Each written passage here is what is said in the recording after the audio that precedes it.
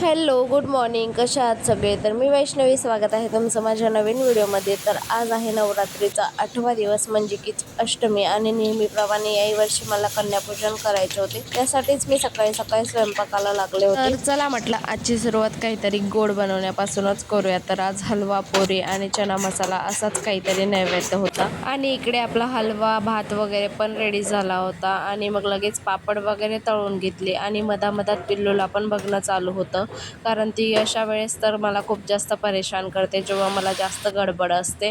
लगेच पुऱ्या वगैरे लाटून घेतल्या आणि पुरी वगैरे पण तळून घेतली आणि संध्याकाळी मग कन्या वगैरे पण आल्या होत्या. मग त्यांचे पाय वगैरे धुवून त्यांना टीका वगैरे करून घेतलं आणि लगेच सगळ्या कन्यांना जेवायला बसवलं आणि त्यांचं जेवण आवरलं की लगेच आम्ही पण जेवण करून घेतलं, कारण आम्ही अष्टमीलाच उपवास सोडवतो. मग आमचं जेवण वगैरे आवरून आम्ही रेडी झालो, कारण मंदिरात जायचं होतं. सकाळपासून मंदिरात जाणं झालंच नाही, कारण आम्ही अष्टमीलाच माता राणीची ओटी वगैरे भरत असतो. मग तिथूनच ओटीचं सामान वगैरे घेतलं आणि निघालो मंदिराकडे. माता राणीची ओटी वगैरे भरली आणि दर्शन वगैरे करून घेतलं आणि थोडेसे फोटोज व्हिडिओज क्लिक केले आणि परत आलो घराकडे. मग इकडे डायरेक्ट आपल्या मंडळाच्या माता राणीकडे आलो. मग इकडे दर्शन वगैरे करून घेतलं आणि आरती तर पहिले झालेलीच होती. मग गरबा वगैरे केलं, मस्त असं एन्जॉय केलं, कारण आता थोडेच दिवस राहिले होते माता राणीचे. मग नंतर कुठे एन्जॉय करायला भेटणार.